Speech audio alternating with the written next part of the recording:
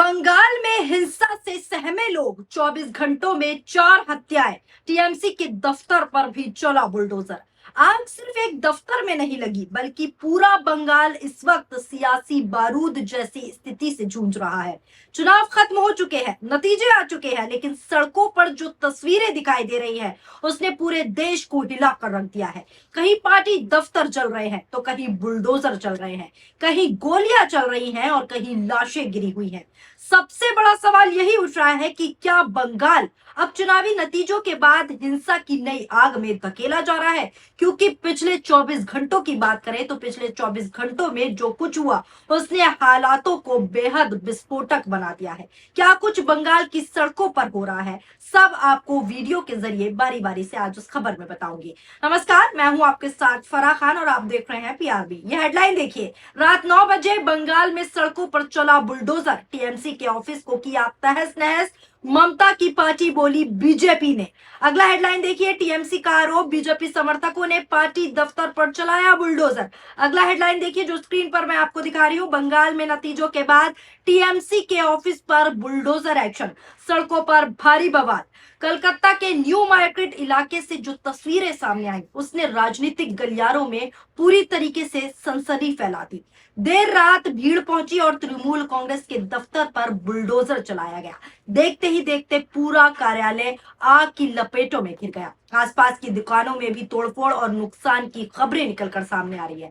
Video मैं आपको दिखा रही हूं जिसमें साफ दिखाई देगा कि लोग पार्टी के झंडे लेकर सड़कों पर किस तरीके से हंगामा कर रहे हैं। तृणमूल कांग्रेस ने इस घटना का वीडियो खुद साझा किया है। साझा करते हुए आरोप लगाया है कि ये बीजेपी का नया परिवर्तन मॉडल है, जिसमें बुलडोजर और हिंसा के जरिए डर का माहौल बनाया जा रहा है। नजर डालिए आप भी इस वीडियो पर कि कैसे बुलडोजर का एक्शन टीएमसी के दफ्तर के बाहर चलाया गया। नजर डालिए इस वीडियो पर।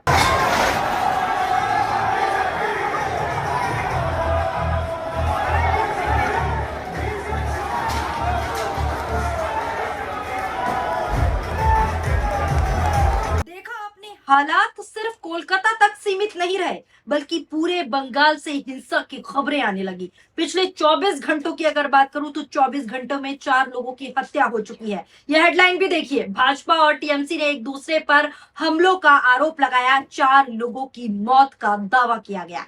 अगला हेडलाइन देखिए। पश्चिम बंगाल में चुनाव खत्म होने के बाद 4 लोगों की हत्या, टीएमसी और बीजेपी ने एक दूसरे पर लगाए आरोप।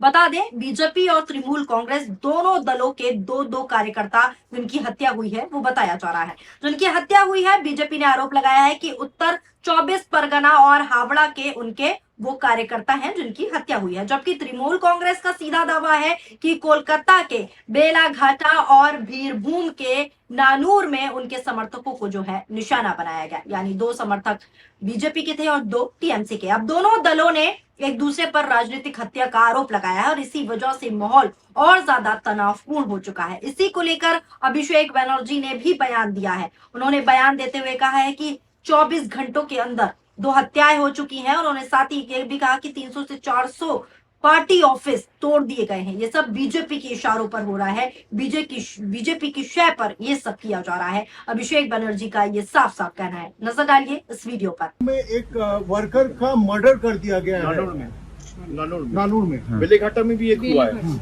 तो जो भाई आउट भरोसा इनका नारा देके आया था, अभी 24 घंटा नहीं हुआ है, कम से कम 300 से 400 पार्टी ऑफिस तोड़े गए। कम से कम 150 ऐसे कैंडिडेट्स हैं हमारे जिनके घर के अंदर घुस के हमला चलाया गया है, जिनके नीचे गराज में या पार्टी ऑफिस में एकदम घुस के तोड़फोड़ मचाया गया है। तो ये है बीजेपी का, भाजपा का भरोसा का मॉडल। तो पहली वीडियो मैंने आपको दिखाई कि किस तरीके से टीएमसी के दफ्तर के बाहर तोड़फोड़ की, बुलडोजर एक्शन दिखाया। उसके बाद मैंने आपको अभिषेक बनर्जी का बयान भी सुनाया कि किस तरीके से वो कह रहे हैं कि बीजेपी की शाह पर ही ये काम हो रहा है। अब सबसे ज्यादा खौफनाक तस्वीर जो आई वो संदेश खाली इलाके से सामने आई, जहां गश्त कर रही पुलिस और केंद्रीय सुरक्षा बलों तक पर हमला कर दिया गया। उपद्रवियों ने फायरिंग की, जिसमें 5 सुरक्षा कर्मी जो है घायल हो गए।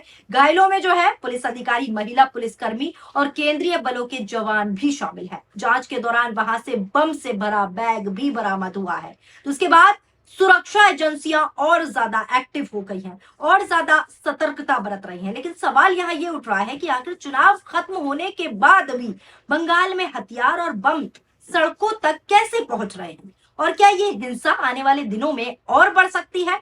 आमतला इलाके में तृणमूल महासचिव अभिषेक बनर्जी के कार्यालय में भी तोड़फोड़ की गई है। ऐसी खबरें भी निकलकर सामने आई। तृणमूल कांग्रेस का आरोप है कि भारतीय जनता पार्टी के जो भी समर्थक हैं वो वहां पर पत्थरबाजी कर रहे हैं और पोस्टर के साथ तोड़फोड़ कर रहे हैं और दफ्तर को नुकसान उन्होंने पहुंचाया। वहीं मुर्शिदाबाद के जियागंज में लैलीन की प्रतिमा तोड़ दी गई। दोस्तों, भगवान श्री राम का नाम लेकर बंगाल में कैसे गुंडागर्दी हो रही है, देखिए आप भी किस तरीके से प्रतिमा को गिराया जा रहा है।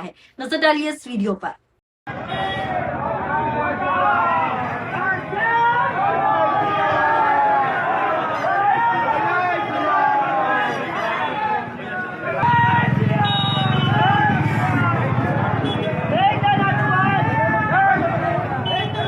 तो देखा आपने किस तरीके का माहौल बंगाल की जमीन पर नतीजों के बाद बना हुआ है। लगातार ऐसी घटनाएं सामने आ रही हैं।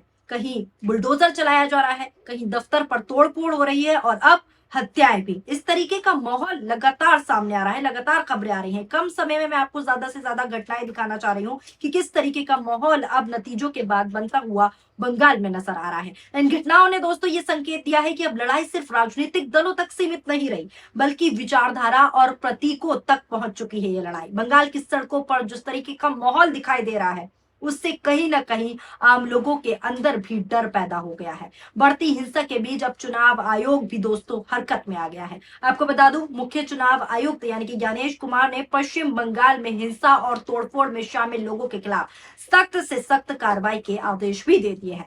राज्य के मुख्य सचिव, डीजीपी, कोलकाता पुलिस कमिश्नर और साथ ही केंद्र बलों के अधिकारियों को लगातार पेट्रोलिंग बढ़ाने के निर्देश जो है दे दिए गए हैं। साथ ही इसके सभी जिलाधिकारियों और पुलिस अधिकारियों से साफ तौर पर कहा गया है कि किसी भी हालात में जो है हिंसा ना फैले और हिंसा जो फैल रही है उसको कंट्रोल किया जाए। लेकिन सवाल यही है कि जब सड़कों पर आग लग चुकी है तब क्या सिर्फ आदेश हालातों को नियंत्रण कर पाएगा? आग लगने के बाद क्या माहौल कंट्रोल हो जाएगा? ये सवाल सोशल मीडिया पर उठ रहे हैं। तृणमूल कांग्रेस लगातार आरोप लगा रही है कि प्रशासन की शह पर बीजेपी समर्थक पूरे प्रदेश में उत्पाद मचा रहे हैं। जगत बल्लभपुर में भी तृणमूल कांग्रेस के कार्यालय को आग के हवाले कर दिया। तस्वीरें आप खुद देखिए जो टीएमसी ने शेयर की हैं कि कैसे टीएमसी ऑफिस को आग के हवाले कर दिया गया। नजर डालिए इस वीडियो पर।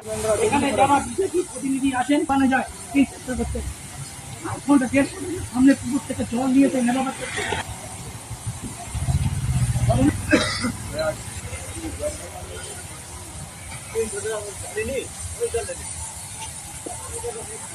अब एक तरफ हिंसा जो लगातार मैं आपको दिखा रही हूँ, वीडियोस भी मैंने आपको दिखाई, दूसरी तरफ बीजेपी कह रही है कि उनके कार्यकर्ताओं को निशाना बनाया जा रहा है और सत्ता बदलने के बाद तृणमूल कांग्रेस ही हिंसा फैला रही है। यानी बंगाल की राजनीति अब ऐसे मोड़ पर खड़ी हो चुकी है, ऐसे मोड़ पर पहुंच चुकी है जहां हर घटना के पीछे राजनीतिक आरोप और प्रत्यारोप शुरू हो चुका है। यही वजह है कि अब ये हिंसा सिर्फ कानूनी व्यवस्था का मुद्दा नहीं बल्कि बड़ी राजनीतिक लड़ाई जो है बनती जा रही है। फिलहाल बंगाल की तस्वीरें बेहद डरा देने वाली हैं। बहुत डरावना तस्वीरें हैं जिससे आम जनता भी डर रही है। एक तरफ नई सरकार बनने की तैयारी चल रही है, दूसरी तरफ सड़कों पर हिंसा और आगजनी ने पूरे माहौल को अस्थिर कर दिया है। 4 हत्याएं, सुरक्षा बलों पर जो है हमला, बम बरामदगी और दफ्तरों में, पार्टी दफ्तरों में आग और बुलडोजर की कार्रवाई ने ये साफ कर दिया है कि चुनाव खत्म होने के बाद भी बंगाल में राजनीतिक जंग अभी खत्म नहीं हुई है। अब सबसे बड़ी चुनौती यही है कि क्या प्रशासन हालातों को कंट्रोल कर पाएगा